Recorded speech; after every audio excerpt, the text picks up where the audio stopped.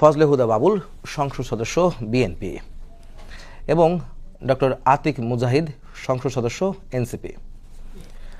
দর্শক, আপনারা এই আলোচনায় সরাসরি অংশ নিতে পারেন। আলোচনায় অংশ নেওয়ার জন্য সরাসরি কল করতে হবে টেলিভিশনের পর্দায় দেখানো নম্বরে। এছাড়াও ফেসবুকের মাধ্যমে আপনাদের মতামত পাঠাতে পারেন। আলোচনা শুরুর আগে জানিয়ে দিচ্ছি আজকের প্রধান শিরোনামগুলো। পুলিশ কোনো দলের নয়, আর যেন ফ্যাসিবাদী শক্তি ব্যবহার করতে না পারে শপথ নেওয়ার আহ্বান প্রধানমন্ত্রীর। নিরাপরাধ কাউকে হয়রানি না করার নির্দেশ।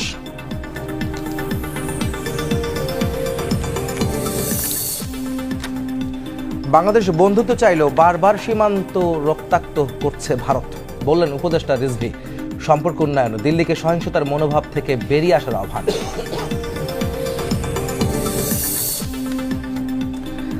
হামে ঝরল আরও 11 শিশুর প্রাণ, একদিনে হাসপাতালে ভর্তি রেকর্ড 1708। ঢাকায় আক্রান্ত ও মৃত্যু কমলেও বাড়ছে বাইরে, অন্য রোগের অ্যান্টিবায়োটিক কাজ না করায় উদ্বেগ। বাজেটের আকার বাড়ছে প্রায় 1.5 লাখ কোটি টাকা, উচ্চ প্রবৃদ্ধির ধারায় ফেরার লক্ষ্য। অপ্রয়োজনীয় প্রকল্প বাদ দেবে সরকার, সবাইকে অর্থনীতির মূল ধারায় আনতে চান মন্ত্রী। এবং ট্রাফিক আইন ভাঙলেই কাটা যাবে পয়েন্ট, বাতিল হবে লাইসেন্স। সড়কে শৃঙ্খলা ফেরাতে চালু হচ্ছে আরএসপিএস। একতরফা সাজা চাপানোর অভিযোগ চালকের, কার্যকারিতা নিয়ে প্রশ্ন।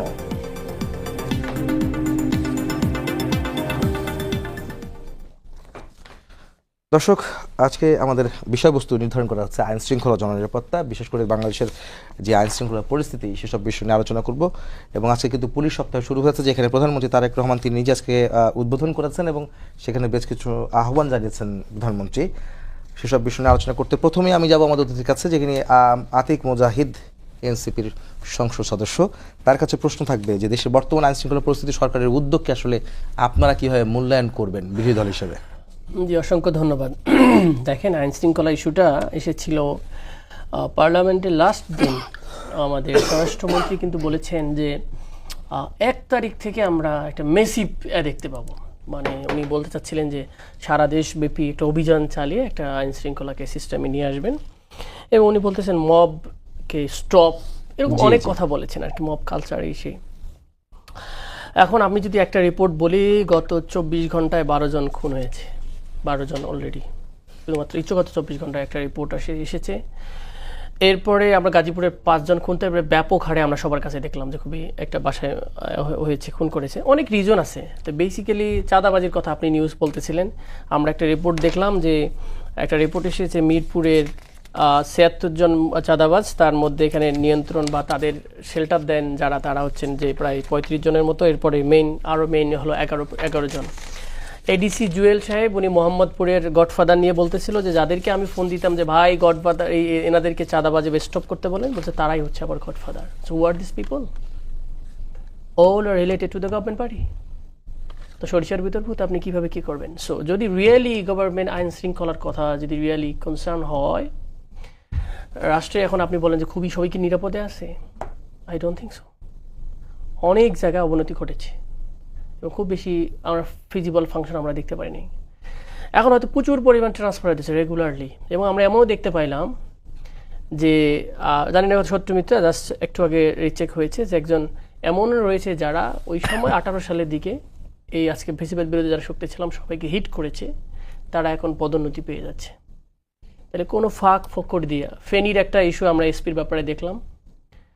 তো এইরকম অসংখ্য জায়গায় আপনার যে আইন শৃঙ্খলাটা যে স্টাইলে আনতে চান সেটা নেই। দ্বিতীয়ত হলো, অনেক জায়গায় আমরা এরকম দেখতে পাচ্ছি যে সরকারি দল গেলে মামলা নিচ্ছে, বেসরকারি দল বা বিরোধী দল গেলে মামলা নিচ্ছে না, উপরের নির্দেশ। দ্য সেম থিং যেটা আমরা শেখ হাসিনার সময় দেখছিলাম, তাকায় থাকতে হবে উপরে কি বলে। মানে আইনে যে একটা নিজস্ব গতি সেটাও কিন্তু অনেক জায়গায় নাই। সেকেন্ড, অনেক জায়গায় মাদকাসক্তের সাথে জড়িত আমরা আজকে দেখলাম যে বিএনপি জামাত একসাথে মিলাই করতেছে, বা এরকম দেখলাম একটা নিউজ, হুয়েভার ইট ইজ। তাহলে এই যে জড়িতগুলোর পিছনে আমরা দেখতেছি যে আইন শৃঙ্খলা যেটা হওয়ার কথা ছিল, এবং পার্লামেন্টে একটা অ্যানোনিমাসলি সবার একটা বক্তব্য ছিল যে সবার এলাকায় মাদক দিয়ে ভরপুর। ভাইও আমার সাথে দ্বিমত করবে না। এই মাদকগুলো কি কোথা থেকে আসতেছে? মাদক দেখেন, আইন শৃঙ্খলার সাথে অনেক কিছু জড়িত। একটা লোক যখন অ্যাবনর্মাল হয়ে যায়, মাদকাসক্ত হয়ে যায়। একটা লোক যখন অন্যায় করে, যেমন মোহাম্মদপুরে আমরা দেখলাম যে কিশোর গ্যাং, এদের পিছনে দেখবেন যে মাদকাসক্তর একটা সিন্ডিকেট আছে। সো মাদক হলে মানুষের যে বিবেক বোধ সেটা তো মরে যায়, সেটা নষ্ট হয়ে যায়। সে তখন মানি অ্যান্ড তার যেটা দরকার সেটার জন্য সে যা কিছু খুন করে ফেলতে পারবে। এই যে ফুল একটা জিনিস যেটা আমরা দেখা যাচ্ছে প্রকাশ্যের মধ্যে, আমরা দেখলাম যে মোহাম্মদপুরে এসে হিট করতেছে। তো এগুলো কোনো অ্যাকশন আমরা কি দেখতে পাইছি? এবং সেকেন্ড দেখেন, আপনি আমাদের স্বরাষ্ট্রমন্ত্রীকে কতবার আপনি দেখেছেন আইন শৃঙ্খলা নিয়ে ব্রিফিং করতে, আর কতবার দেখছেন যে পররাষ্ট্রের কাজ করতেছেন, উনি অন্য অন্য কাজ নিয়ে ব্যস্ত হয়ে দেখছেন? ওনাকে তো আমরা সব জায়গায় দেখতেছি, কিন্তু ওনার যে ডিপার্টমেন্ট, সেই ডিপার্টমেন্ট নিয়ে ওনার কয়দিন আমরা ব্রিফিং করেছে আমি দেখি নাই। কয়টা জায়গায় উনি তড়িৎ গতিতে ভিজিট করেছে আমরা দেখি নাই।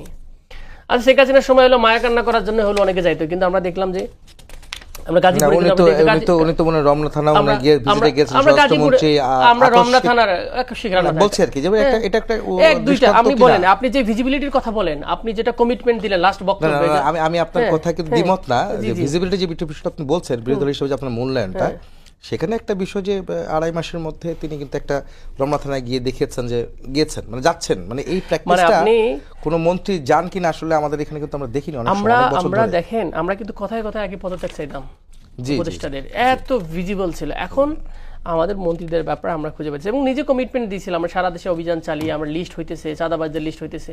We want to C the action, যে যারা এরকম ছিল এরকমকে ধরা হয়েছে, এবং নিজের দলের লোক ধরে বুঝতে পারেন যে আমার দলের লোককে আমি ধরছি, আইনের শাসন আমি প্রতিষ্ঠা করেছি, দেন আই উইল বিলিভ। আর একটা কাহিনী দেখেন, এটা আমাকে প্রাসঙ্গিক ক্রমে আনতেই হবে।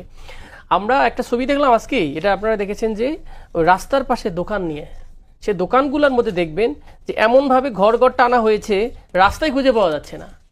তাহলে আপনি উচ্ছেদের নাম দিয়ে তো আপনি তো আরো ভালো চাঁদাবাজি, সুন্দর স্টাইল স্মার্ট চাঁদাবাজি, কার্ড দিয়ে দিয়ে চাঁদাবাজি হচ্ছে। এইগুলোর পিছনে কারা ব্যাকআপ দেয়? এগুলোর পিছনে কিন্তু প্রভাবশালীরাও দেয়। এবং এই যখন টাকা যখন আপনার নতুন আসে, একটা মানুষ কখন হয় জানেন, মাফিয়া টাইপের হয়, উইদাউট কাজ করে যখন সে টাকা পায়, তখন সে টাকাটা গরম থাকে। দিনে দিনে যদি আপনি টাকা পান, কাঁচা টাকা, এটার গরম অন্যরকম হয়ে যায়। This is what happening. এই মাদক ব্যবসা করলে প্রচুর টাকা পাওয়া যায়, দ্রুত টাকা আসে, দ্রুত বড়লোক হয়ে যায়, অনেক বেশি অ্যাডম হয়ে যায়, আর প্রভাবশালী খাটিয়ে আপনার এলাকা দখল করে করে আপনার দোকানদারকে দিয়ে আপনি ইনকাম করতেছেন। সো এইগুলো একটা, আমি কতদিন ধরছিলাম এক ছাত্র দলের ছেলেরে, শিশু হসপিটালে, যেহেতু আমার মেয়ে অসুস্থ ওখানে আছেন, আমি বললাম এখানে তো কয়েকদিন আগে এই অফিসটা ঢাকা কি বলে ঢাকা 2 নং ওয়ার্ড ঢাকা শিশু হসপিটাল জোন যুবলীগের অফিস, এখন কার অফিস? বলছে এটা যুবদলের অফিস এখন। So you understand, just change the system, nothing else, but I expect something better from this government. আপনি তো এই কথাটা বলছেন না, মানে বলছেন না বলতে আমি শুনছি না আপনার কাছ থেকে, সেটা হচ্ছে যে র্যাবের পক্ষ থেকে মনে একটা চাঁদাবাজের একটা লিস্ট তালিকা তৈরি করা হয়েছে, যেখানে বিএনপি বা অঙ্গ সংগঠনের যারা নেতা তাদের নামও দেখাচ্ছি আমরা বা শুনছি। তো এটাও তো একটা বিষয় না, এটা আপনারা নামগুলো ওপেন করে দেন। এই যে বললো যে 46 জন 48 জন মিরপুরে, আপনি ওপেন করে দেন যে দিজ আর দ্য পিপল। আপনি যদি আপনি মনে করেন সাদাবাজ আপনার দলের লোক না, তাহলে আপনি সরাই দেন। আপনি ক্রিটিসিজম তো নিতে হবে, আনটিল আনলেস আপনি যতক্ষণ রিমুভ করেন নাই। আপনি ডিফেন্ড করবেন সাদাবাজকে, বলেন বাংলাদেশের মানুষ সাদাবাজ পছন্দ করবে? সো এটা তো দলে যদি না হয়, কিন্তু চাঁদাবাজ ঠেকাতে কিন্তু যে ফুটপাতের যে একটা নিয়ন্ত্রণ, মানে আমার কথা, আপনি you see the change, nothing, চাঁদাবাজি করতে না পারে, সেটাও তো একটা ভালো উদ্যোগ। আপনি তো কর্মসংস্থান দেন, আপনি এত যদি দরকার হয়, আপনি যদি মনে করেন আপনার দলের লোক, কর্মসংস্থান দেন না। সবাই তো দলের লোক না, হকারকে সবাই দলের লোক না, হকার কথা বলতেছি না, আমি বলছি যে হকারকে চাঁদাবাজি বন্ধে হকারকে একটা নির্দিষ্ট সীমানায় নির্দিষ্ট কার্ডের মাধ্যমে আনা হচ্ছে। হকারস মার্কেট করে আপনি এটাকে একটা স্মার্ট প্ল্যান, আপনি বলে এত স্মার্ট প্ল্যান করতেছেন কৃষকদেরকে মেইনটেইন করার জন্য, একটা বিশাল জনগোষ্ঠী যারা এখানে করতেছে, তাদের নিয়ে আপনি প্ল্যান করবেন না? কোন জায়গায় জমি দখল করে সেগুলোকে ঠিক করে আপনি হকার্স মার্কেট করে দেন। একটা জিনিসের সিস্টেম নিয়ে আসতে হবে। তো রাজধানীকে মডেল বানাতে চান, প্রশাসকরা যদি নিজেরা এই কাজগুলো করে। সো এই জায়গাগুলো আমার কাছে মনে হচ্ছে আইন শৃঙ্খলার সাথে অনেক কিছু জড়িত থাকে আর কি। সো যখন আরেকটা জিনিস আমি খুব দেখতেছি ইদানিং, মানে এই লোকগুলাই, এই পুলিশেই কয়েকদিন আগে আওয়ামী লীগের ছিল, কয়েকদিন আগে ধরেন ইন্টিমের পক্ষে ছিল, পুরো ফুললি চেঞ্জ, এখন বিএনপি ছাড়া মনে হয় চলে না। মানে দুনিয়া মনে হচ্ছে এটা তো শুধু আমি বলি এই যে তার কারণটা কি জানেন? কারণ সে মনে করে যে তাকে বেশি কথা বললে সরকারি দলের সাথে তাকে চেঞ্জ করে পাঠিয়ে দিবে, এই তো পুলিশ অফিসারকে ইস্যুটা হলে তাকে ট্রান্সফার করে দিবে। তো আপনি যদি এই লোকগুলারে যদি যথেষ্ট পরিমাণে যদি আপনি সিস্টেম মেনটেন না করেন, তাহলে কিন্তু আপনার এই কোনোদিনই অর্ডারিং বা আপনি যেটা বলতেছেন যে আইন শৃঙ্খলা সিস্টেমটা সেভাবে ফিরবে না আর কি। না, আপনি তো বলছেন, যখন বলছেন তখন তো আসলে এখানে তো বলছে যার জন্য ফ্যাসিবাদের শক্তি ব্যবহার করতে না পারে পুলিশকে। আর 54 বছরে তো আমরা দেখেছি যে আসলে সবাই যখন ক্ষমতায় আসে তখন তাদের পক্ষে আসলে পুলিশ একদিকে করবে না কেন ভাই? আমি পুলিশ বলতে কি মানে আপনি সবাই বলেন, সবাই আপনি ঢাকার যে আপনার বা পুলিশ কোনো দলের না, কিন্তু প্রধানমন্ত্রী বলেছেন তারপরে পুলিশ কোনো দলের না, ঢাকার যে মনে করেন যে পুলিশ সুপার শুধু বকুল সাহেবের ওয়াইফ, ধরলাম আরেকজন, না উনি তো ওনার যোগ্যতা এসেছেন। আমি কোশ্চেনটা বলবো না এক্স্যাক্টলি, আমি বলেছি তাহলে আমি বলি কেউ তো অযোগ্যতা আসে না, সবাই তো যোগ্যতার মাপকাঠি দিয়ে সবাইকে দেখানো হয় আর কি। আমি বলতেছি না যে আপনি দিবেন না, আমি বলছি হ্যাঁ গুড ফাইন, আমি বলিনি যে একুইজ করতেছি। বিষয়টা হলো যাদেরকে এসপি বানানো হয় কোনো না কোনো ওয়েতে সে আপনার দলের ব্যক্তির গোষ্ঠীর সমর্থকের কোনো না কোনোভাবে কানেকশন থাকে। This is very natural in Bangladesh. আর আপনি এটি ইন্ডিপেন্ডেন্ট করেন নাই, পুলিশ কমিশনের কি কাজ হয়েছে? কিছুই তো হয়। আপনি বলেন যে ইন্ডিপেন্ডেন্ট একটা মেরিট বেস হয়েছে, কোন কিভাবে বলবেন মেরিট বেস? কিসের ভিত্তিতে দিয়েছেন? আপনি বলেন যে এই ক্রাইটেরিয়ার ভিত্তিতে আমি ওনাকে নিয়োগ দিলাম। That should be an criteria, then we understand this is not the nepotism, this is just a criteria base meritocracy. So this is the problem. So আমি বলতেছি না যিনি খারাপ অফিসার বা উনি দুর্নীতি করছে, এটা আমি বলতেছি না, বাট বলছি যে সিস্টেমে দেওয়া হয়েছে। এই জন্য একদিন বলছিলাম যে ভালো কাজ বাংলাদেশে করতে গেলে খারাপ কাজ করে ভালো কাজ করতে হয়, কারণ একটা ভালো মানুষকে ঢুকে দিতে ঘুষ লাগবে। ওদের নাকি সিস্টেম না দিলে আপনি চলতে পারবেন না, এই দেশের সিস্টেম হয়ে গেছে তো এরকম বিষয়টা। So police is a big system, পুলিশের নাকি একটা ট্রান্সফার করতে টাকা লাগে এত টাকা, এসে সেজন্য লিখতেছে উড়ো কথা। যদি আমি বলা উচিত না যে একটা এসআই চেঞ্জ করতেও যদি এত টাকা লাগে, তাহলে সেই এসআই আবার কিভাবে সৎ থাকবে? যে আতিক ভাই আপনার কাছে একটা প্রশ্ন থাকবে, বাট এটা আপনি উত্তরটা আমি পরে নিব। সেটা হচ্ছে যে এটা সমাধান আসলে কিভাবে সম্ভব। তবে আমি যেতে চাই যে হুদা ভাই আপনি একটু আমাকে বলেন যে ওনার বক্তব্য শুনছিলেন, প্রধানমন্ত্রী যখন বলছেন যে পুলিশ আসলে কোনো দলের নয়, কিন্তু উনি বলছেন যে যখন নিয়োগ দেওয়া হয় তখন দলীয় পরিচয় আসলে নিয়োগ দেওয়া হয় এবং চাঁদাবাজির বিষয়গুলো এনেছেন বেশ কয়েকটি পয়েন্টে উনি আপনাকে পয়েন্ট আউট করেছেন। বিষয়টা আপনি খণ্ডাবেন। জি ধন্যবাদ সময় টিভিকে আমাকে ডাকবার জন্য, এবং সহ আলোচক অত্যন্ত মন্ত্রমুগ্ধের মতো কথা বলে সুবক্তা ডক্টর আতিক মুজাহিদ, মাননীয় সংসদ সদস্য, এবং আপনাকে শুভেচ্ছা। হ্যাঁ, এ তো স্বাভাবিক, উনি যেগুলো বলেছেন এটা খুবই স্বাভাবিক কথা বলেছেন, কোনো অস্বাভাবিক কথা বলেননি উনি, এবং এগুলো খুবই বিরোধী দলের মানুষ হিসেবে এরকম কথাই বলা উচিত। এটাই আমরা গত 54 বছরে দেখেছি। ওনারা 54 বছরের বাইরে এসে কথা বলতে চান, কিন্তু ওনারা ওই 54 বছরের মতোই কথা বলেন, এবং তথ্য বিকৃতভাবে উপস্থাপন করাটা এদেশের একটা কি বলবো, একটা চর্চার অংশ হয়ে গেছে, শিল্প হয়ে গেছে। ধন্যবাদ। এবং সেই শিল্পটা সায় দিচ্ছেন। হ্যাঁ, আমার মাননীয় সংসদ সদস্য মহোদয় উনি খুবই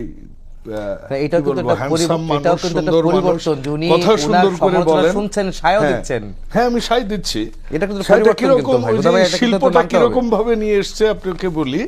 ওনাদের যখন রাজত্ব ছিল, মানে যখন ইউনূস সরকার ছিলেন, তখন সরকারি হিসেবে প্রত্যেক মাসে সরকারি হিসেবে 280 জন খুন হতো, যেটা আমি 12 দিয়ে গুণ ভাগ করলাম, দিনে 23 জন, এখন হচ্ছে 3-এ 12 জন। আমি 12 জনকে সাপোর্ট করছি না, এটা শূন্য হওয়া উচিত, এবং ওনার এই সমালোচনাকে স্বাগত জানাই। এবং সে কারণে আমি যখন দেখলাম যে না এটা 280 আছে, আমি আবার প্রতিদিন গড়ে কত এটারে হিসাব করলাম 12 দিয়ে ভাগ দিয়ে। তো এই যে কম্পারেটিভ কথা না বললে কিন্তু কথা হয় না, কিন্তু আমি এই 12 জনকে কোনো মতে সাপোর্ট করি না। আমি মনে করি এটা শূন্য হওয়া উচিত। এখন শূন্য কিভাবে হবে? এখন ওই যে পুরাতন কাসন দিয়ে আমি ঘাটতে চাই না যে আগের গুলো এই সেই। উনি বলেছেন এই পুলিশগুলো আগেই ছিল আওয়ামী লীগের। আরে ভাই, তাহলে একটু বোঝেন না, আমরা 2 মাস ক্ষমতায় এসেছি, 70 দিন হয়েছে। হ্যাঁ, 1 মাস আমরা ইফতারি করেছি, 1 মাস আমরা সংসদে শুক্র শনি পর্যন্ত। উনি আরেকটা কথা বলেছেন স্বরাষ্ট্রমন্ত্রী। আরে ভাই, স্বরাষ্ট্রমন্ত্রী তো কাজ স্বরাষ্ট্র মন্ত্রণালয় করছে, স্বরাষ্ট্রমন্ত্রী তো সেখানে তাদের দিক নির্দেশনা দিচ্ছে, এমনকি থানা পর্যন্ত ভিজিট করছে। এখন আপনাদের দুঃখটা হচ্ছে এই স্বরাষ্ট্রমন্ত্রীর মতো একজন যোগ্য লোক ভিজিবিলিটি কিন্তু কম, উনি কিন্তু বলেছেন, এটা কিন্তু মানেন কিনা? জি জি, বলছেন যে ওই দৃশ্যমান যে কাজগুলি সেগুলো কিন্তু খুব কম দেখুন, দেখছেন। আমরা কিন্তু দৃশ্যমান কাজ, কিছু কাজ বলেন। আমি স্বরাষ্ট্রমন্ত্রীর কাজ এটাই বলি যে এই প্রতিদিন অ্যাভারেজ 23 থেকে 11তে এসছে। আমার উপজেলায় গত 2 মাসে অ্যাভারেজে প্রত্যেক মাসে 22টা করে মাদক মামলা হয়েছে। আমার ডিস্ট্রিক্টে ডাকাতি বন্ধ হয়ে গেছে, 0 হয়ে গেছে। হ্যাঁ, এখনো নতুন উপসর্গ এসেছে, ঘরের মধ্যে হঠাৎ করে অপরিচিত মানুষ এলাকায় ঢুকে, যে বাড়িতে মহিলা থাকে সেখানে ওই বাড়িতে যা পাচ্ছে সেটা দিয়ে তারা মেরে আহত করে চলে যাচ্ছে, কোনো কিছু চুরিও করছে না। এরকম ঘটনা আমি গতকালকে আমার ওসি মহোদয় আমাকে জানাইলেন, এবং আজকে আইন শৃঙ্খলা কমিটিতে আলোচনা হচ্ছে না এমন না। ওনারা বলছেন এখন স্মার্ট চাঁদাবাজি হচ্ছে। সরকার তো চাঁদাবাজি করবেই, তাই না? সরকারের চাঁদাবাজির নামটা হচ্ছে কর প্রথা, লাইসেন্স প্রথা, সেগুলোর মাধ্যমে সরকার ইনকাম করে, যেটাকে জনগণের উনি সাথে বলছেন- আবার ব্যবহার করে। হ্যাঁ, জনগণের স্বার্থে খরচ করে। উনি যদি উনি ওনার মনে নাই বোধ হয় এটা সব সরকারই করে, একটা কর তো নিউজে না হলে আসলো বাজেট যে নিতে পারবে না। যুবদলের কোন নেতা নাকি কি এটা করেছে। পরে যুবদলের সভাপতি সেক্রেটারি দুজনে কিন্তু জায়গাটা ভিজিট করেছে, এবং আপনারা মিডিয়াতে তখন দেখেছেন কি বিষয়। শোনেন, ওই যে বললাম ডিসইনফরমেশন, মিসইনফরমেশন, গুজব। আমাদের প্রধানমন্ত্রী পৃথিবীর মধ্যে রেকর্ড গুজবের শিকার হয়েছে, এটা তো প্রকাশ্য। এত বেশি গুজব অন্য কোনো প্রধানমন্ত্রীকে নিয়ে কেউ করেনি। আপনি সোশ্যাল মিডিয়ায় দেখেন, ফ্যাক্ট চেক করে দেখেন আমি সত্য বলছি কিনা। যেটা বলছেন ওনারা সেটা হচ্ছে আমরা কিন্তু চাঁদাবাদিটা আসলে দেখেছি। হ্যাঁ, আমাদের দল সারা বাংলাদেশে আপনি বিএনপি, যুব দল, মহিলা দল, ছাত্র দল, কৃষক দল, শ্রমিক দল, মৎস্যজীবী দল, তাঁতি দল, সমবায় দল, মুক্তিযোদ্ধা দল, মহিলা দল সব যদি যোগ করেন, আমার মনে হয় না যে মানে 1 কোটির কম আমাদের লিস্টেড কর্মী আছে। ঠিক আছে, এর মধ্যে কতটা উনি প্রমাণ পেয়েছেন গত 2 মাসে আমি জানি না, কিন্তু আমরা দেখেছি 5ই আগস্ট থেকে 12ই ফেব্রুয়ারি পর্যন্ত ভাই একটু তালিকাগুলো যে বলেন তো এই 150 জনের মধ্যে কতজন থানায় যে ভাই তালিকা দেন একটু আসামি ছিনায় আনে, ভাই একটু কারা কত লক্ষ টাকা চাঁদা নেয়, কোথায় কি করেছে, এটা মিডিয়াতে এসেছে। দেন না, কয়েকটা কাজে বলেন। আমরা সেগুলো বলতে চাই না। আমরা বলতে চাই আমাদের এই 12 জন ডেলি খুন এটা শূন্য কবে হবে, আমরা সেই কাজটাই করতে চাই। উনি আরো একটা কথা বলেছেন এখানে যে চাঁদাবাজের লিস্ট করেছে পুলিশ, এটা ওপেন করে দেয় না কেন? পুলিশ ওপেন করে দিবে কেন রে ভাই? আপনাকে ওপেন করে দিবে কেন? পরে তো মানে সবাই তো জেনেই যাবে কে কে আছে। এই রাজনীতি, এই মানে কি বলে এটা, মুখরোচক রাজনীতি বিএনপি কোনোদিনও করেনি। দ্বিতীয় কথা, উনি আরেকটা কথা বলেছেন যে ওনারা অ্যাকশন দেখতে চায়। অ্যাকশন তো আমি বললাম আমার ডিস্ট্রিক্টে, আপনি ডেটা নিয়ে দেখবেন কতগুলো মাদকের মামলা হয়েছে, কতগুলো ভ্রাম্যমাণ হয়েছে। আমার এসিলান তো টায়ার্ড হয়ে গেছে, হ্যাঁ, যে ভাই অফিস করব না আমি, না এটা জরুরি আমাদের। উনি নিজেই আবার মুখে বললেন যে মাদক, আরে ভাই মাদক কি বদি কি বিএনপি করতেন কবে আমি জানি না, হ্যাঁ, কক্সবাজারের বদি। তো এরকম বদিরাও তো সংসদে ছিল। উনি নিজেই বললেন পুলিশরা এগুলো আওয়ামী লীগের পুলিশ। আমরা তো চেষ্টা করছি। আমরা যখন ওই পুলিশদেরকে যখন বলি যে না ঠিক আছে এগুলোকে চাকরি থেকে বাধ্যতামূলক, তখন কিন্তু সমালোচনা হয় আবার, কারণ তারা কিন্তু তাদের সার্ভ করেছে গত 18 মাসে। এখন যারা আছে আমরা সবাইকে বের করে দিব। উনি একটা প্রমাণ দিক না, এবার তো পুলিশের কনস্টেবল নিয়ে হলো জেলায় জেলায়, কোন জেলায় দুর্নীতি হয়েছে বলো। উনি যেটা বলেছেন, আমি তর্কের খাতিরে ধরেই নিলাম যে দলীয় লোক ঢোকাচ্ছে। সরকার তো দলীয়, সরকার তো নির্দলীয় না যে 100টা নিরপেক্ষ স্বতন্ত্র ক্যান্ডিডেট মিলে সরকার গঠন করেছে।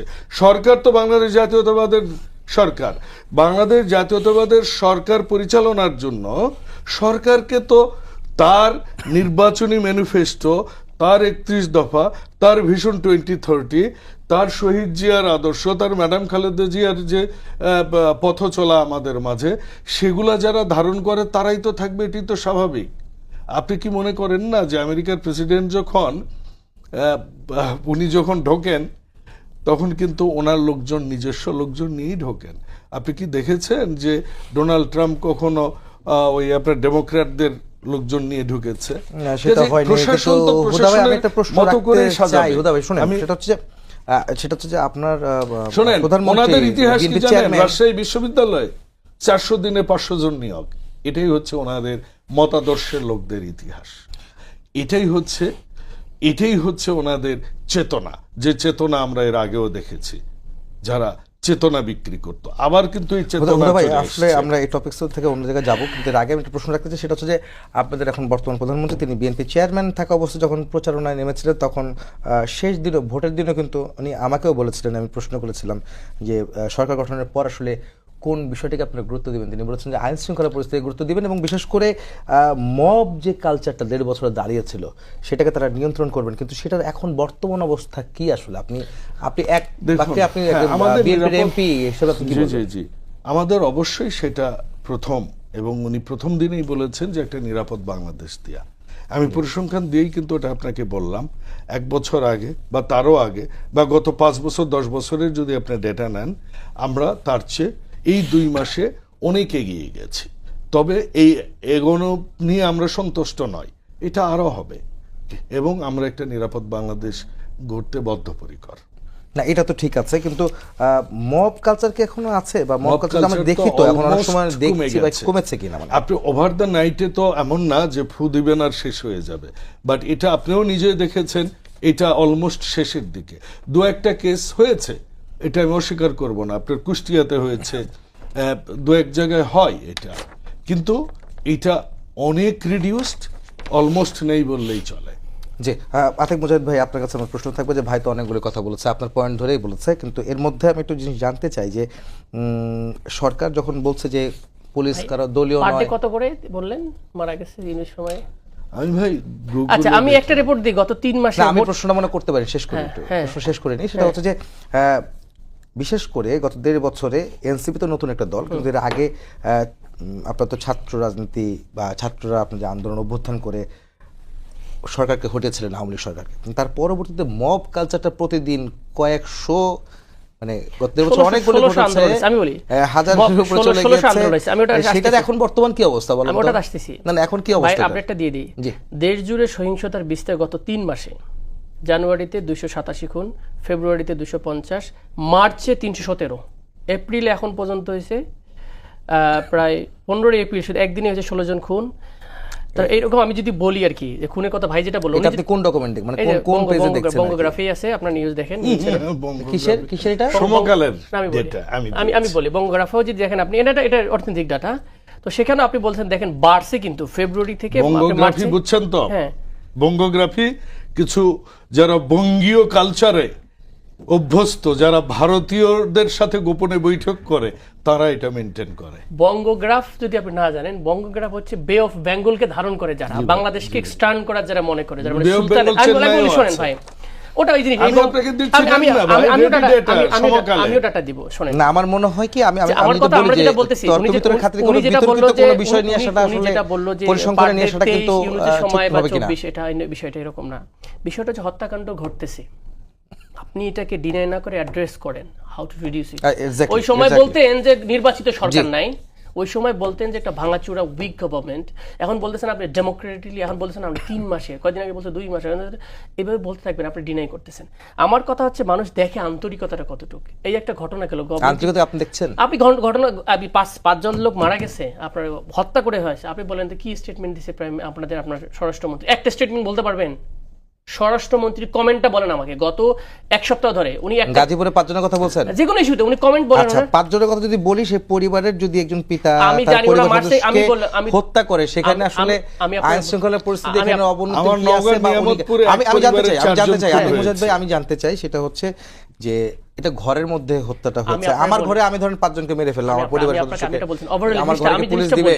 জিনিসটা বলি, প্রোটেকশন ঘরে বেতন এখানে হলে সেটা হবে না। বিষয়টা হচ্ছে আইন শৃঙ্খলা বলতে সেফটি, সিকিউরিটি বলতে বোঝায় যে কোনো জায়গায় সিকিউরিটি দেওয়ার গভর্নমেন্টের দায়িত্ব। আচ্ছা, গভর্নমেন্ট যদি বলে, আপনি তার প্রেস ব্রিফিংটা দেখছেন, আমার কোশ্চেনটা হচ্ছে এটা, ও জি জি জি, আমি কিন্তু তার ভিজিবিলিটি দেখি নাই, আমার কথা বুঝতে পারছেন? আচ্ছা, তারপরে আপনি কোশ্চেন করছেন যে মবের তখন তো আবার বলবেন যে সব বিষয়ে আমরা না, স্বরাষ্ট্রমন্ত্রী কথা বলেন। যার যেটা ডিপার্টমেন্ট, স্বরাষ্ট্র ডিপার্টমেন্ট স্বরাষ্ট্র কথা প্রতিদিন বলবে, স্বরাষ্ট্র মন্ত্রণালয় কতগুলো বিষয় নিয়ে কথা বলবে, স্বরাষ্ট্র অবশ্যই রিপিট করতে হবে। আপনি দেখেন, উনি যেটা বললেন যে আপনি বললেন 1600 বা 1500 আন্দোলন হয়েছে, আচ্ছা, মব হয়েছে, মব, এই যে মবের, এবং এর জন্য অনেক সময় আপনাদেরকে দায়ী করে, এনসিপি কে এবং ছাত্রদেরকে বেশি দায়ী মব করা বলতে হয়। বলতে এমন একটা জিনিস করতেছেন, আপনি কয়েকদিন পর আন্দোলন বন্ধ করে দিবেন। তো এখন যেটা হইতেছে, আজকে আমি কথা বলেছি, সম্ভবত এনজিও ফাউন্ডেশন, ওনারা একটা 1200 কর্মকর্তা যারা হচ্ছে ওয়ার্ল্ড ব্যাংকের সাথে কাজ করে, জি, এখানকার এমডি এবং এটা এখানকার যে চেয়ারম্যান, দুইজনের দুর্নীতিগ্রস্ত, পুরো ফুল 1200 কর্মী তারা সাইন করে দিয়ে দিছে জমা, কিন্তু কোনো অ্যাকশন হতেছে না, কারণ ওই সচিবের সাথে তার সম্পর্ক আছে, ওনাকে সরাচ্ছে না। এখন তারা যখন মুভ করছে, সচিব বলাই তোরা তো মব করতেছো, লজিক্যাল মুভমেন্টকেও কিন্তু এখন মব বলা হয়। সো এটাও কিন্তু আমরা এইভাবে ডিফারেন্সিয়েট করতে হবে। Mob, what is the meaning of mob? Mob মানে হচ্ছে এটা ইউরোপিয়ান যখন কলোনাইজ ছিল তখন কিছু লোককে এমনি পাওয়া যেত, ভাসমান চাইলে আসে, কিন্তু আপনি ন্যায্য দাবি দাঁড়াবেন তাকে মব বলবেন? না, তত অবশ্যই আপনি দেখেন ঢাকা বিশ্ববিদ্যালয় সেদিন আমাদের দেখলাম ডাকসুর ছেলেপেলে গেছে, যারা টাকা নিয়ে আসছে ইউজিসি থেকে, যে তারা কি করবে, একটা বাস করবে শনিবারে ছাত্রদের জন্য। এখন তারা আন্দোলন করতেছে ট্রেজারার মঞ্চ এনে দিবে না, কারণ এই ডাকসু সফল হলে নাকি অন্য দল সফল হয়ে যেতেছে। ইস্যুটা দেখবে যে একটা চালু হলো সেই জিনিসটা না, ওনার দিকে হচ্ছে ওই দল সফল হলো কেন বা বিরোধী দল সফল হলো কেন, এই ধরনের মানসিকতা আমাদের সামনে কি আমি জানি হুয়েভার দ্য ট্রেজারার। তো এই জিনিসটা যদি এইভাবে দেয়, বলে তোমরা মব করতেছো, দিস নট দ্য মব। তো এই কমন ভাবে মব করার একটা কালচার এরকম না। Mob it's a different cases, যেগুলো হচ্ছে উস্কানি দিয়ে আপনার মানুষকে নিয়ে যাচ্ছেন, একটা হচ্ছে ন্যায্য দাবি আন্দোলন করতেছে মানুষজন, সেটাকে ডিফারেন্সিয়েট না করে। আমার কথা বলুন তো, আড়াই মাসে কি ন্যায্য দাবি নিয়ে কোনো আন্দোলনের সরকার বাধা দিয়েছে? কোথায় বর্তমান সরকার আমি জানতে চাই। আন্দোলন করছে কেউ? বিরোধী দল আন্দোলন করছে, রাস্তায় নামছে, বিভিন্ন দাবি নিয়ে, গণভোট নিয়ে, সংস্কার নিয়ে মিছিল মিটিং করছে, বাইতুল মোকাররমের উত্তর গেটে সমাবেশ করছে। কি আন্দোলন করছে যে ভাঙতে হবে, মানে বিরোধী দলকে স্টপ করতে হবে, এমন কি আন্দোলন যে আন্দোলনটা ক্ষতিকর? ন্যায্য মানে ওনারা তো আপনাদের দাবি অনুযায়ী ন্যায্য দাবি নিয়ে তারা বাধা দিয়েছে না। মব বলতে কোনটা, যে আপনি যে বলছেন, আপনি যে পরিসংখ্যান যে 1600 মব হয়েছে অন্তর্বর্তীকালীন সরকারের অধীনে, সেই সময় তো আমরা দেখেছি প্রতিদিন রাস্তায় বেরোতাম, আমি নিজে রাস্তায় বেরোতাম যে আজকে কোথায় কোন মোড়ে মব তৈরি হয়ে দাঁড়িয়েছে বিভিন্ন মাধ্যমে, অনেক সময় অনেককে দোষারোপ করা হয়েছে। এটা তো তখন তো আইন শৃঙ্খলাই ছিল না, সেইটা কি বন্ধ হয়েছে কিনা, মানে আমার কথা হচ্ছে কম্পারেটিভলি তো অবশ্যই তো বন্ধ হয়েছে, এইটাই এক্স্যাক্টলি অবশ্যই অনেক বন্ধ হয়েছে। এই বিষয়গুলো এখন নাই, মানুষও বুঝে গেছে যে সব জায়গায় সব। এবং আপনার কথাও আমি পরিষ্কার যে আসলে একটা ভিজিবিলিটি দরকার, যে সরকারের যেটা দৃশ্যমান কোনো উদ্যোগ দরকার, যাতে করে সামনে আইন শৃঙ্খলা পরিস্থিতি আরো উন্নতির দিকে যায় এবং খুন খারাপি না হয়। আরেকটা উত্তর আমাকে দিতে হবে, আরেকটা উত্তর দিতেই হবে। উনি জিনিসটাকে এইভাবে বলছে, এটা খুবই চমৎকার। সেদিন আমাদের রাজীব ভাই কি আমাদের আরেকজনও বললো যে ইউনিট সরকারটা বেসিক্যালি ওনারা বলতে চাচ্ছে যে এনসিপির government the taking is like that. আমি ভাই বললাম যদি ইউনুস সাহেব নিজেও অন্যায় করে, he should be the accountable one. আপনি তার এই যে আপনি যেটা বললেন 54, আমি শেষ করি, এত হামের লোক মরে যাচ্ছে ইউনুস সাহেবের এগেইনস্ট এটা একটা রং জিনিস। এটা হচ্ছে আরেকটা একটা সিস্টেম, মানে ইউনুসের উপর দায় চাপায় দেওয়া রাজনীতি। ইউনুস সাহেব কোন কোন জায়গায় এখানে করছে পারচেজ করার ক্ষেত্রে বলেন, ভিজিবিলিটি আমরা তো দেখলাম হুয়ের কাহিনী আলটিমেটলি কখনোই বাংলাদেশের টিকা শর্ট ছিল না। এবং এখনকার যে টিকা দেওয়া হচ্ছে ইউনুস সাহেবের কেনার টিকা, ওটা বলবে ওনারা টিকা কেনার জন্য কেবল গেছে, কার টিকাগুলো দিচ্ছেন এখন স্টোরেজ করা 15 লাখ ইউনুস সাহেব। আমি ইউনুসের পক্ষে বলতেছি না, এটা কেনা ছিল। সুতরাং এটা দেখাচ্ছে কি, যেহেতু একটা ওনারা ক্রাইসিসটা ম্যানেজ করতে পারতেছে না, এটা ঘটে গেছে, ইউনুসের উপর দায় চাপায় দেন। যদি ইউনুস সাহেব ইউনুস সাহেবের করেন, সুতরাং এই যে ইউনুসকে চাপায় দেওয়ার একটা আন্ডারস্ট্যান্ডিং, এটা আমি যেটা দেখতেছি পার্টিকুলারলি ইউনুস বলতে ইউনুস না, আমি এখন দেখতেছি বাট আওয়ামী লীগের এবং সুপা কিছু আওয়ামী লীগ বুদ্ধিজীবী যা সুডো আকারে এখন বিএনপি সাজার চেষ্টা করতেছে বা এখন নিউট্রাল সাজার চেষ্টা করতেছে। আপনি দেখেন সিপিবি কালকে দাঁড়িয়েছে ইউনুসকে কি করার জন্য, মানে জেলখানায় পাঠানোর জন্য। আজকে ছাত্র ইউনিয়ন দেখলাম আমরা, মেঘবল্লা বসুরা, হোয়াটস ইস্যু হলে 5 আগস্টের পরে যে গভর্নমেন্ট ছিল, জুলাই অভ্যুত্থান ছিল, জুলাই বা মুভমেন্ট যেটা ছিল, এইটাকে একটা এমনভাবে টেকিং করা, এটা একটা খুব খারাপ ছিল, ক্ষতিকর ছিল, এটা আওয়ামী লীগের বয়ান। গ্র্যাজুয়ালি এটাকে অন্যরা সাবস্ক্রাইব করতেছে এবং বিএনপিও কাইন্ড অফ আস্তে আস্তে এটা করতেছে। সব কিছুই খারাপ, 5 আগস্টের পর যা হয়েছে সব কিছুই খারাপ হয়েছে, শুধু ইলেকশনটা ভালো হয়েছে। কারণটা কি, ইলেকশনের মাধ্যমে আমরা ক্ষমতাটা আছি। এইটা করলে যে নিজের পায়ে নিজে কুড়াল দেবে সেটা অনেক সময় বোঝে না। সো এটা খুবই রং অ্যাপ্রোচ আমার কাছে মনে হচ্ছে। আইন শৃঙ্খলার তুলনা আপনি কেন এটার সাথে তুলনা দিবেন? 5 আগস্টের সাথে তুলনা কিছুই ছিল না একটা রাষ্ট্রের মধ্যে, সব পালিয়ে গেছে। যেখানে দেশের প্রধান ইমাম থেকে শুরু করে প্রধানমন্ত্রী সবাই পালিয়ে গেছে, আপনি সেখানে আইন শৃঙ্খলা আপনাকে টিকায় রাখছেন না, আপনার যে দুর্ভিক্ষ হয়নি সেটা তো অনেক বড় বিষয়। সে থ্যাঙ্কসটা কি দিছি আমরা কখনো? ডেফিনেটলি তাদের উইকনেস তো অনেক ছিল। তাহলে আপনি ডেমোক্রেটিক ওয়েতে আসছেন, সব বলতেছেন, দাবি করতেছেন, তাহলে আপনি ভালো আছেন। আপনার কম্পিটিশনটা কি ওর্সের সাথে কম্পিটিশন করে, উনি নিজেই বললে যে আমরা ওর্সের সাথে করবো না, 54 বছরের যে গদবাদ স্টাইলের কথা। তা আপনি ভালো দেখান, ভালো দেখাতে পারলেন না। তো আমি যেটা বলছিলাম, আপনি একটা ধরেন একটা জিনিস বিচারহীনতা যে হয়, আমি উদাহরণ দিলাম, আপনি যে চিটাগং কলেজ এখানে পায়ে কূপ দিয়ে ছিঁড়ে ফেললো, একজন অ্যারেস্ট হয়েছে। আপনি শাহবাগ থানায় যে যাদের মারা হয়েছে, মব বলেন যাই বলেন, এখানে কেউ অ্যারেস্ট হয়েছে কোনো পক্ষে, কোনো মামলা হয়েছে? What is saying? কিছু হইতেছে না। আপনি যে বলতেছেন সো এটা আপনি দলের করেন। আর একটা উদাহরণ দিচ্ছে উনি ডেমোক্রেটরা, এটা কোন জায়গা থেকে করে আমি বলি। আমেরিকার সিস্টেম হলো জয়েন্ট সেক্রেটারির উপরে যা আছে সবগুলো একবারে চলে যায়, আবার একবারে ইন করে। কিন্তু জয়েন্ট সেক্রেটারি বলতে মেরিটোক্রেসি, বুঝতে পারছেন কিনা? সচিব টচিব যা আপনি নিজে দেন, চুক্তিভিত্তিক নিয়োগ দেন, আমি ওকে, কিন্তু বাকি যেটা আপনি নরমালি যেটা যাবে সেটা যাতে হস্তক্ষেপ করে না প্রতিষ্ঠান। তারা কি সম্ভব না। আমার কথা হচ্ছে আমি বলি নাই যে আপনার বিএনপি দেওয়াটা খারাপ, কথা বলছেন কিনা? আমি বলি ইস্যুটা হচ্ছে আপনি কি দলীয় আইনে চলবেন না রাষ্ট্রীয় আইনে? খেয়াল করেন, গভর্নমেন্ট অ্যান্ড স্টেটের মধ্যে পার্থক্য আছে। স্টেট হলো ফাংশন করে ল দ্বারা, আপনি বলবেন যে আতিক মুজাহিদ আমরা ল এর মাধ্যমে আমার পুলিশ অফিসার কাজ করতেছে কিনা, তুমি একটা ফাইল করার কথা তুমি ফাইলিং করতে পারতেছো কিনা, তুমি হ্যাম্পারিং সেবা পাইতেছো কিনা। আমাদের প্রাইম মিনিস্টার সুন্দর কথা বললো যে আপনারা এই হ্যাম্পারিং না হয় সেবামূলক ডিসি হন। তো সেই জায়গাতেই আমার কোয়েশ্চেন, যদি আপনি রুল অফ ল এস্টাবলিশ করতে চান আপনার বিরুদ্ধে গেলে যাক, সমস্যা কি? জি, ফজলে হুদা বাবুল ভাই আপনার কাছে যাবো। সেটা হচ্ছে যে বিরোধী দলের নেতা ডাক্তার শফিকুর রহমান বলেছেন যে জনগণের নিরাপত্তা উপেক্ষা করে সরকারের গৃহীত কোনো কর্মসূচি সফল হওয়া সম্ভব নয়। সরকার কি মনে করে, আপনারা কি মনে করেন? উনি তো ডিসিশন দিয়ে দিচ্ছেন, কেউ যখন ডিসিশন দিয়ে দেন তখন ওনার কাছে নিশ্চয় পরিকল্পনা আছে যে কিভাবে সরকারের পরিকল্পনাগুলা বাস্তবায়ন সম্ভব হবে না। ওনার হাতে নিশ্চয় আছে অনেক কিছু, সেটা ওনার তো গুপ্ত অবস্থায় থাকেন সব সময়। এখন এইটা বোধহয় উনি ভালো বলতে পারবেন যে আসলে উনি কি করে ফোরকাস্ট করলেন, অথবা উনি হুজুর মানুষ তো বা হয়তো আধ্যাত্মিকভাবে কোনো কিছু হয়তো উনি দেখেছেন, সেজন্য উনি বলতে পারেন এটা। কিন্তু আমি একজন বিএনপির অতি ক্ষুদ্র একজন কর্মী হিসেবে আমার মনে হয় না যে এত বড় আধ্যাত্মিক মানুষের সম্পর্কে আমি কিছু মন্তব্য করতে পারবো। তো আধ্যাত্মিকতা নিয়ে যারা রাজনীতি করেন তারাই মব কালচার করেন। একটু আগে যে কথাটা হলো, উনি বললেন ঢাকা বিশ্ববিদ্যালয়ের যে বাকবিতণ্ডা ছিল, আমার মনে হয় উনি খুবই একজন ভদ্রচিত মানুষ এবং খুবই এই সুন্দর করে কথা বলেন। ওনার মতো করে যদি ওই ছাত্রগুলা ওইখানে প্রশাসনের লোকজন শিক্ষকদের সামনে কথা বলতেন, আমি সাধুবাদ দিতাম তাদেরকে। তারা যে ভাষায় যে অবস্থায় তর্জনী তুলে কথা বলেছে, আমরা একই বিশ্ববিদ্যালয়ের মানুষ, আমরাও প্রতিবাদ করেছি, আমরাও হলের গেট কোলাপসিবল গেট লাগিয়েছি, আমরাও বিদ্রোহ করেছি, বিপ্লব করেছি, আমরাও আন্দোলন করেছি, আমরাও ন্যায়ের পক্ষে কথা বলেছি। কিন্তু এরকম আচরণ শিক্ষকরা আসলে আমরা কোনোদিন করিনি। আপনারা জানেন এই ওনারাই কিন্তু যারা বাংলা 12 মাসের নাম বলতে পারেন না কিন্তু ডাকসুর ক্যান্ডিডেট নির্বাচিত হয়েছেন, ডাকসুর মানে সম্পাদক বোধহয়, সাহিত্য সম্পাদক বা সামথিং, ওনারা কিন্তু এক সময় শিক্ষকদের কিভাবে হামলা করেছে, জামা কাপড় খুলে নিয়েছেন, হোক তারা আওয়ামী দোসর, তা তো শিক্ষক নাকি। আজকে সারা বাংলাদেশের শিক্ষকরা, আপনি জানেন যে এই ভোট কাটে কারা? শিক্ষকরা, তাই না? শিক্ষকরা তো ভোট নাই, সাইন কারা করে? একটা শিক্ষকও তো পদত্যাগ করেননি। তাহলে সমস্ত শিক্ষককে আপনি বাদ দিয়ে দিবেন, আপনি তাদেরকে রেকটিফাই করার সুযোগও দিবেন না। যে আচরণ করা হয়েছে শিক্ষকদের সাথে ঢাকা বিশ্ববিদ্যালয়, এটা বিশ্ববিদ্যালয়ের মাটিকে, শিক্ষকদের, ঢাকা বিশ্ববিদ্যালয়কে কলুষিত করেছে তারা।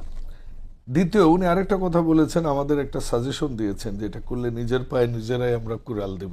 আমার মনে হয়েছে বিএনপি নতুন সরকার চালানোর সরকার নয়। বিএনপি দীর্ঘদিনের অভিজ্ঞ রাজনৈতিক দল, দীর্ঘদিন সরকার চালিয়েছেন। হ্যাঁ, যে বিএনপি আমার মনে হয় ভালোই জানেন কিভাবে করবেন।